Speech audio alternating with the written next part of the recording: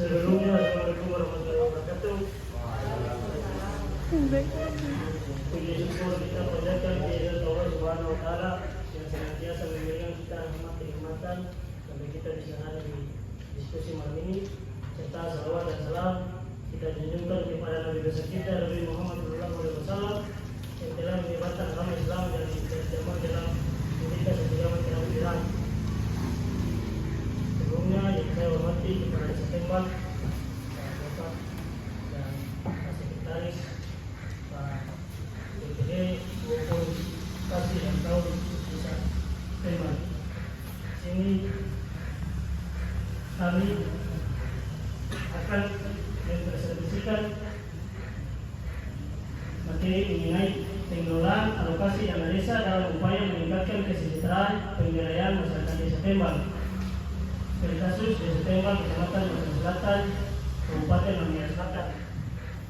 Sini mahasiswa magang, itu yang pertama koordinator desa Bambang, anggota Desa Mawati Abdul Hafid, Sekretari Triani Musa, Muhammad Ali Maulana, Nurul Amelia, Barudin Daudi, dan Iskandar Asal-Hadi. Assalamualaikum warahmatullahi wabarakatuh. Pertama-tama saya mohon izin kepada Pak Kadis dan aparatur desa lainnya. Di sini saya baru dinogori sebagai materi 1 dan saya akan membawa materi tentang desa yang singkat, padat dan jelas. Pertama, desa menjadi terdepan dalam perencanaan pembangunan di era pemerintahan Jokowi. Karenanya desa kemudian mendapatkan dukungan perdana yang dikenal dengan dana desa dalam Undang-Undang Nomor 6 Tahun 2014, di mana desa sebagai wilayah administrasi terkecil di Indonesia. Desa diberi kewenangan secara otonom untuk mengurus dan mengatur urusan rumah tangganya sendiri, termasuk mengelola dana desa yang diberikan langsung melalui pemerintah pusat dalam anggaran pendapatan daerah. Desa adalah urusan pemerintah dan kepentingan masyarakat setempat dalam sistem pemerintah negara Kesatuan Republik Indonesia. Pemerintahan desa ini adalah kepala desa atau yang disebut dengan nama lain pembantu perangkat desa sebagai unsur penyelenggara pemerintahan desa. Keuangan desa. Keuangan desa adalah semua hak dan kewajiban desa yang dapat dinilai dengan uang, serta segala sesuatu berupa uang dan berapa yang berhubungan dengan pelaksanaan dapat dipertanggungjawabkan kepada pihak-pihak yang memiliki hak atau berwenang untuk meminta keterangan akan pertanggungjawaban. Yang ketiga ialah transparansi. Setiap tindakan yang dilakukan harus mengutamakan sedikit soal materi kedua yang dimana untuk pengelolaan alokasi dana desa itu dia harus diikuti, menurut kami diikutkan dengan asas-asas keuangan, di mana ada transparan, akuntabel, partisipatif, dan tertib dan disiplin anggaran. Jadi akuntabel itu, jadi kepala desa dituntut untuk mempertanggungjawabkan dan melaporkan APBD desa secara tertib kepada masyarakat maupun kepada jajaran pemerintahan atasnya sesuai dengan peraturan perundang-undangan. Terus yang kedua, yang kedua itu partisipatif. Yang kedua itu dengan adanya pelibatan sejak awal, maka semua dana desa dapat ditetapkan berdasarkan kebutuhan warga, bukan keinginan dari pemerintah desa, staf-staf desa, sehingga semua hak-hak masyarakat desa dapat terpenuhi dengan sendirinya dan akan tumbuh rasa memiliki dan kewajiban masyarakat dalam pembangunan desa. Selanjutnya di situ ada tertib dan disiplin anggaran. Disiplin anggaran ini maksudnya dalam perwujudan keuangan desa yang tertib dan disiplin anggaran, maka harus pengelolaan dana desa itu harus taat hukum, harus tepat waktu, harus tetap jumlah dan sesuai dengan prosedur yang ada. Tujuannya apa? Tujuannya untuk menghindari penyimpangan dan meningkatkan profesionalitas pengelolaannya. Selanjutnya saya kembalikan ke moderator. Terima kasih. Di sini saya menjelaskan mengenai permasalahan yang ada di lapangan. Letak permasalahan yang sedang dialami oleh lembaga pemerintah desa ini, pengelolaan alokasi dana desa. Sebelumnya, alokasi dana desa ini digunakan untuk memperdayakan masyarakat dan melakukan pembangunan desa. Awalnya pada awal mulanya COVID atau dengan adanya pandemi COVID-19 ini, berbagai permasalahan ekonomi masyarakat muncul di masyarakat, menjadi pemerintah menetapkan peraturan baru, yaitu memprioritaskan kesejahteraan masyarakat dengan penanganan dan pencegahan COVID-19. Saya persilakan kepada pemerintah. Ya baik, saya berikan kepada pemateri P4 untuk melanjutkan materi.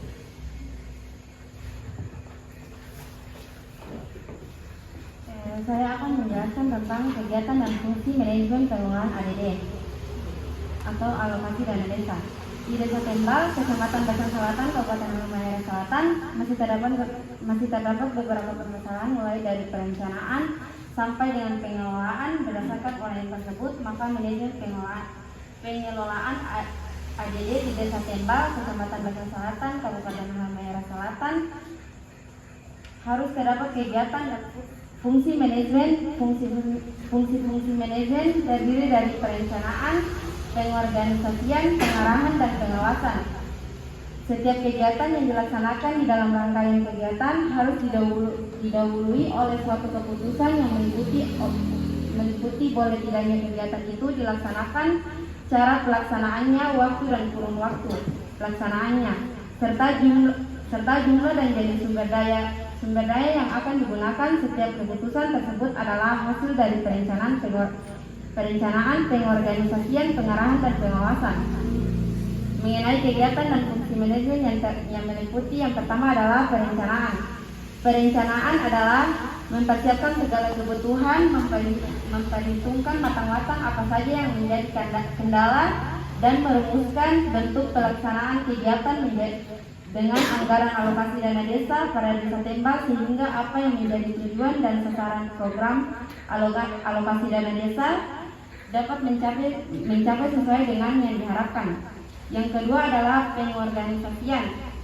Pengorganisasian adalah sebagai cara untuk mengumpulkan orang-orang dan menempatkan mereka menurut kemampuan dan keahliannya dalam pekerjaan yang sudah direncanakan, dan menentukan berbagai kegiatan penting yang akan dilakukan dengan dana ADD yang sudah dialokasikan oleh pemerintah Kabupaten Halmahera Selatan, dan memberikan kekuasaan untuk melaksanakan kegiatan-kegiatan tersebut. Selanjutnya, Ya baik. Baik, mohon izin kepada kalian dan juga kepada desa lainnya. Mohon izin di data yang kami dapat dari desa, dan sedang mohon izin kepada Pak Kades. Di sini kami mendapatkan data APBN desa tahun 2021 sampai tahun 2022. Kita lihat pada gambar. Maaf kalau gambarnya kecil.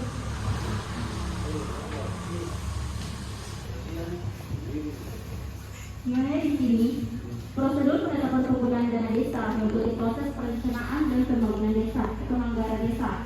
Berdasarkan APBD tahun 2021 dan 2022, anggaran pendapatan dari pemerintah Desa Tembal sebesar Rp1.022.730.000. Perubahan anggaran belanja desa tahun 2021 per bidang, di mana ada 5 bidang yang terjadi perubahan.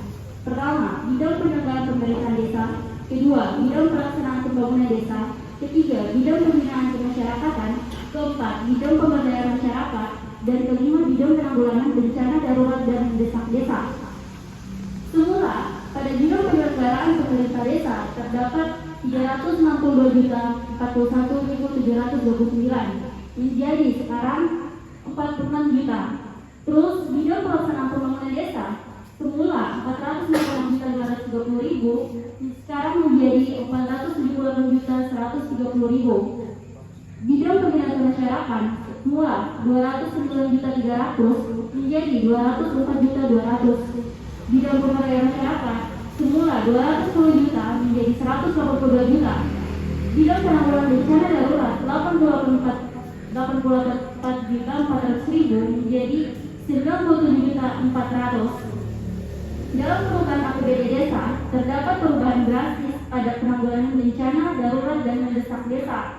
Awalnya hanya 88.400.000 rupiah menjadi peningkatan 97.400.000. Berarti terdapat peningkatan sebesar 9 juta.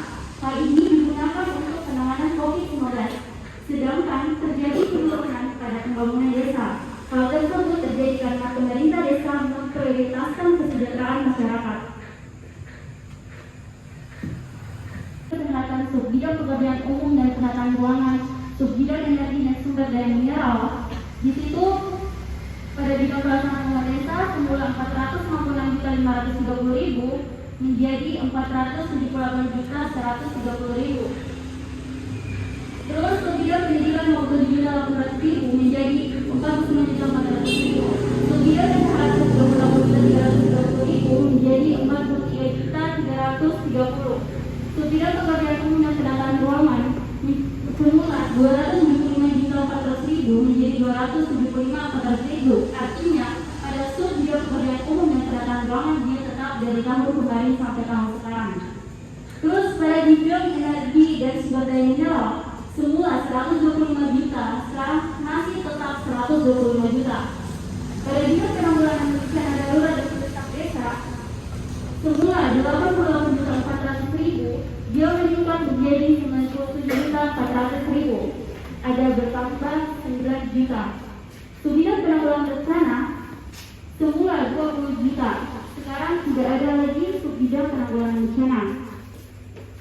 Subbidang keadaan darurat, subbidang kesehatan mendesak desa semula 68.400 menjadi 68.400, masih tetap. Kenapa pada bidang subbidang penanggulangan bencana pada tahun 2020 sampai 2021 itu ada, sedangkan tahun ini tidak ada?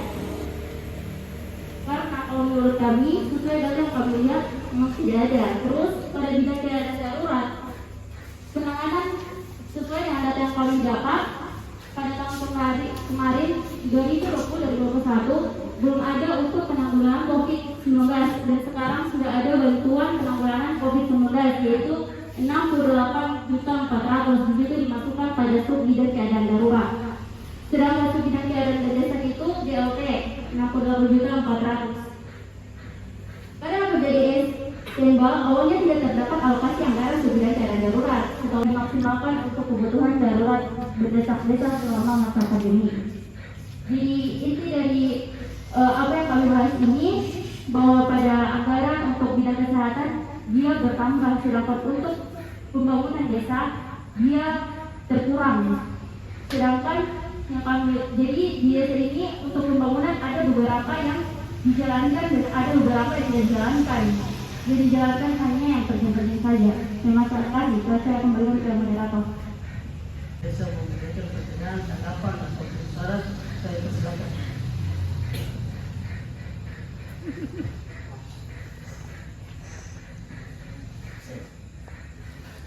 Assalamualaikum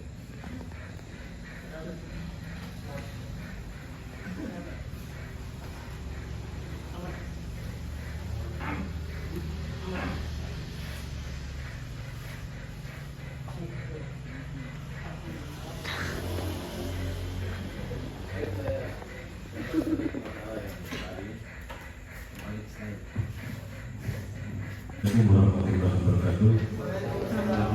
Apa yang disampaikan Sima tadi sebenarnya bukan anggaran tahun 2021-2022, itu 2021. 2022 ini nanti antara. Maka ada pertanyaan maupun tanggapan ataupun saran. Ada saran, saran, mungkin saya duluan sih. Baik, terima kasih atas kesempatan yang kesekian kalinya. Jadi karena kawan-kawan di sini datang desa Tembal, pertama kali ini bisa dibilang kayak magang gitu. Jadi biasanya kalau magang di presentasi, karena mungkin saya juga dari alumni air, jadi saya tahu kalau magang biasanya di presentasi akhir. Ternyata kalau kita di satu instansi itu pasti ada pertanyaan-pertanyaan yang harus kita jawab saat presentasi begini. Jadi pertama, karena semua suka buat dalam sini, so pasti semua suka baca. Ya saya bermaksud ini sebagai bahan pengujian selama ada mungkin ada di Tembal. Kira-kira karena di sini termuat nih, saya lihat termuat kan. Kira-kira sejauh adik-adik dong mungkin di Tembal, adik-adik so bisa tahu suku-suku yang ada di Tembal, begitu. Suku-suku yang dominan, yang setengah dominan, yang memang dominan sama sekali. Jadi hitungnya suku lokal, bukan suku di luar. Itu Maluku Utara begitu. Jadi sebagai bahan tahunya adik-adik supaya bahwa benar-benar bahwa pendataan adik-adik itu fix, bahwa itu pendataan yang real, begitu. Mungkin begitu. Itu mungkin dari saya. Baik, terima kasih kepada Polisi kami sudah memberikan pertanyaan. Sini saya akan memberikan kepada Dokter untuk menjawab.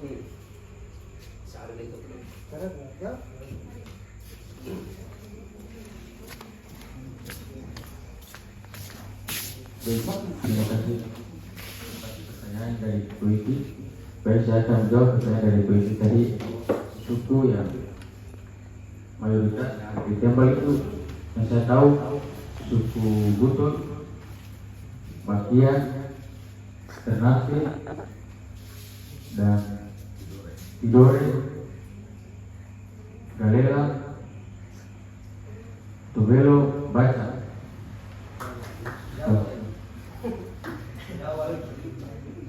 Tapi yang paling dominan yang saya lihat kami lakukan pendataan kemarin yaitu suku Butut. Tulisnya di depan berapa? Baik, terima kasih kepada kepala desa, Pasek, para DPD maupun BK yang sudah memberikan tanggapan, saran maupun pertanyaan. Kiranya kami mohon maaf antara ada kesalahan dalam penulisan yang kami akan mengoreksi kembali. Sekian dari kami. Wassalamualaikum warahmatullahi wabarakatuh.